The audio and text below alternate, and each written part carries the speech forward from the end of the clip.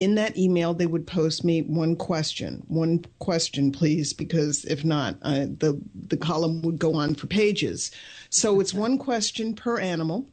And they also send me a photograph of their animal, because the photograph, even though I don't need a photograph to connect to them, we like to put it, of course, in the Bel Esprit Bel Esprit magazine. But also sometimes, especially if it's an emotionally charged situation, especially if it's like a health problem or if there's an unwanted behavior issue, sometimes a photograph can help me make their a connection to their animal stronger. So they would send me a photograph, their one question, to Corielle@BelEsprit.com. And I talk to their animal, ask their question, and then I post it and put it into the Ask the Animals column. And now you make a specific about the types of questions to ask your pet. You need to be detailed about what you want to know from your animal. And folks, these are literal questions like, why does Rocky always chew my bedroom slippers? Mm-hmm. And you're mentioning my dog with that, aren't you? Why does it go after my Gucci handbag and not the Kmart handbag? Just make them very specific questions, and I'm telling you, you're going to be so amazed at the answer. Right. Because if it's a very, very vague question, like what did Fluffy do last Thursday? It's hard for me to get the answer because, and also it's like the animal, look, animals aren't into testing. Okay. They want to know exactly what you want to know. So ask them the question and they will get you the answer point blank. But if I ask them, what did you do last Wednesday? They are going to tell me what they did from the time that they woke up until the time they went to bed. Amazing, isn't it? Yeah, it is. So that's why I ask people if they can ask me specific questions. It gives me a laser focus point on where to start. Mm-hmm. And some of the most heartwarming ones was animals that were, near crossing over. And you've also worked with animals that did cross over. Yeah. And the person writing in wanted to know, if they could hear from their animal, or if they made the right choice for their animal. Right. And it's just amazing. But now, Corielle, we have given you an assignment. Oh, okay. Should I choose to accept it? No. Zita is actually sending you here in Skype a couple of pictures. Yeah. She had a question for you regarding her dog, Chicken Sherlock. Yeah, Chicken Sherlock. Is it with Sherlock? Sherlock. Okay. Yeah. So the first picture I sent is Sherlock. Okay, hang on one second. Now, Zita, tell us why you're asking her a question about Sherlock. Well, many people know Sherlock already. He's kind of, everybody knew who Rocky was. Rocky was kind of the mascot of the other network. And then after Rocky passed away, when Mary Beth got sick, I was the only one in the family who could take Sherlock. And when Mary Beth passed away, I adopted him. And when I first brought him home, he was fine. He would run around the house. He would go from room to room. Within 6-8 months of me having Sherlock, he refused to go out the back door. I mean, literally to the point where I could not move him. Now, he is a yellow lab Shar-Pei pit bull mix, and he weighs about 70 pounds. So when he doesn't want to move, he goes flat to the ground, and he's not going to move. And so I now have to take him out the front door, around the backyard, and then bring him back on a leash. Well, it's gotten to the point now where he restricts himself between the living room and my bedroom. And the only way he'll go between the living room and my bedroom is if I put a leash on him and coax him from one room to the other.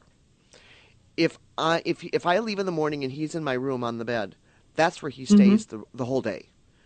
And if I were to bring his water dish or his food dish in there, he won't touch it until I get home. And it's the same if he's in the living room. If he's in the living room, that's where he stays all day and doesn't touch his food or water until I get home. And Okay. I don't know what triggered him.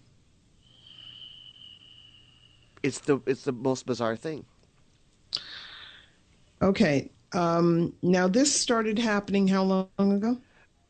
Him moving from not going out the back door, it's been about a year. Okay. Zita, I need to ask you, do you work from home? Meaning, do you do readings and things like that at your home? No, unless I'm on the air. Okay. I got to tell you, it's nothing like I'm finding out from, it's Rocky, correct? Rocky is the dog that I had before. Okay, and the dog that you have now is Sherlock. Sherlock. Mm-hmm. What Sherlock is trying to let you know, and what he's telling me is that throughout your house, in different areas, especially the areas where he will not go close to or around, you have portals. Okay. Okay. I know this sounds crazy, but there you go. It's not spirit energy, it's portals. And the portals are see, he's a dog that's very in tune to people's energy and people's psyche and psychic vibrations. Okay. Okay. Your sister, I asked you before we got on the air, because I got this sense your sister was also an intuitive. Mm-hmm. So there's no coincidence. His soul plan was to be with intuitives, to do psychic work, to hold kind of like, for want of a better way of saying it, to kind of like hold the space for you psychically, which animals are really, really good at. Okay. What's happened, though, is that in the last year, and what's happening is that these little portals are starting to open up in your house. I don't mean that you're going to be sucked in like Alice in Wonderland. I just mean that sometimes sometimes there could be meridian lines, there could be ley lines, there could be water lines going underneath the house. And after a certain amount of years, they start activating. What Sherlock is trying to let you know is that the portals are not only are they activated, so there's stuff going into the portals, but there's also stuff coming out of the portals. Okay. So what I would strongly suggest is that I don't know what your spirituality is, but when I do work with portals, when I do work clearing spaces, which I also do professionally, I usually ask the Archangel Michael to come in and to work with me to help clear the portal, to clear the energy in the house. I would also, if you can, smudge the house. And I use a certain kind of sage. I like to use Northern Plains sage, which is from my people, the Sioux Indians. That's how I was taught to smudge, is to use Northern Plains sage. It's a different kind of sage than the white sage, which is a thicker, more heavier smelling smoke. I would smudge the house, and I would also go throughout the house wherever Sherlock is having problems, and at that time either say a prayer, whatever feels right to you to do it. Okay. Ask Archangel Michael or any of your guides to come in and help to close the portal. And I have a feeling that Sherlock is going to feel much, much better. Okay. You're going to start to see him calm down, because he's trying to let you know, I really, really don't want to go through this place or this part, and I really don't want to go into this room. Mm-hmm. But once you start doing that, he's going to start to calm down. I promise you. Okay. He will go into the rooms without a problem, because he was fine, and then all of a sudden he wasn't. So that tells me that something's been activated. Okay. So it would be the bathroom in this hallway and the kitchen is where I want to go ahead and smudge and bring in Archangel. Well, I would smudge the entire house. Okay. And I always smudge going clockwise. So if I go I start at the front door in the house, and then wherever I am, I always go in a clockwise position, smudging and bringing the smoke wherever you possibly can. And then every room I go into, I always go in a clockwise position. Do not go counterclockwise, because that's against nature. Go clockwise. always. Okay. And I feel like that's really going to help. And then because also the bathroom has got the water, that's probably where the water ley line is that's so strong. So I think it's going to really help. And if you close the portals and if you need help, just let me know. I'll be happy to do, because I also do long distance attunement as well for houses. Okay. I'll do that. Yeah. In fact, I even know where I can get it.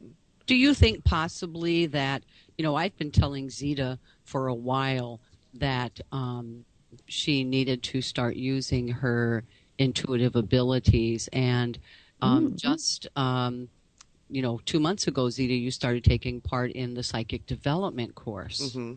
Oh, okay. And I'm just wondering if he's picking up on that. This is another project that you're to be working on. You mean Sherlock?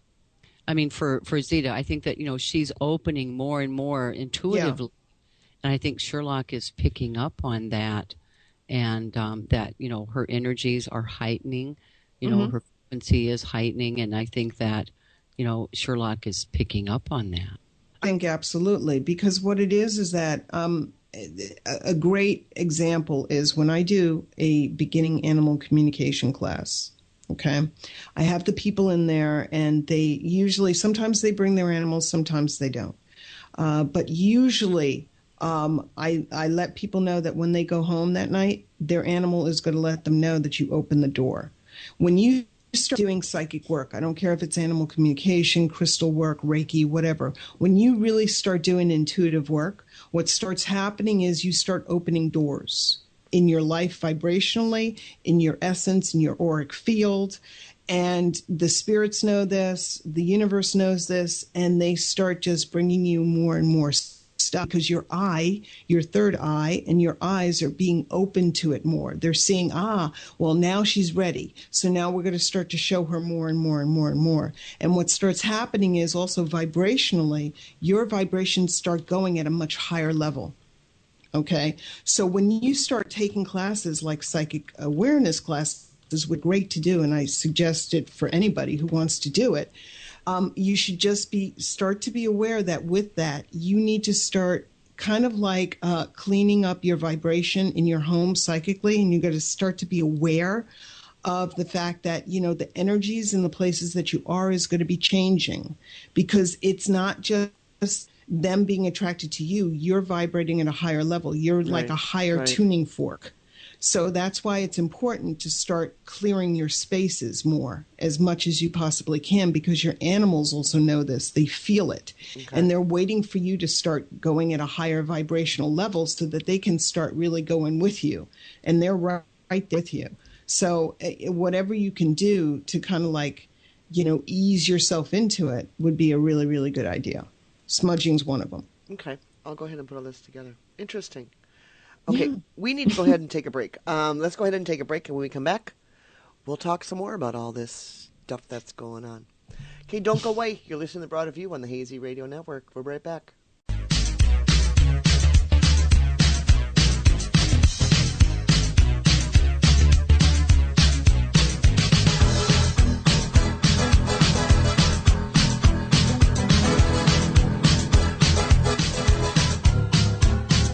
It's a popular notion that we are the sum product of our beliefs and experiences. These experiences have added to our burdens, subtracted from our pleasure, multiplied our problems, and divided our attentions. We control how events affect our lives. The key is knowing how to recognize and reassess your experiences so that they begin adding to your joy, subtracting from your fears, multiplying your freedom, and dividing your burden. Join Kimberly Simon for Revelations and discover a whole new way to do the math. Tuesday nights from 7 p.m. to 9 p.m. Eastern Time on the Hazy Radio Network. From NPR News in Washington, I'm Jack Speer. Twin explosions at the finish line of the Boston Marathon. An initial loud blast followed by a slightly smaller explosion just seconds later, captured at the scene and posted on the Boston Globe's website. Police are now confirming the explosions were bombs. At least 2 people were killed. Upwards of 3 dozen others reportedly were injured. Sherry Richmond was one of the runners who had just completed the 26.2-mile marathon. I had finished the race and we were heading towards the buses, and we heard an explosion. We turned around and we saw the smoke at the finish line.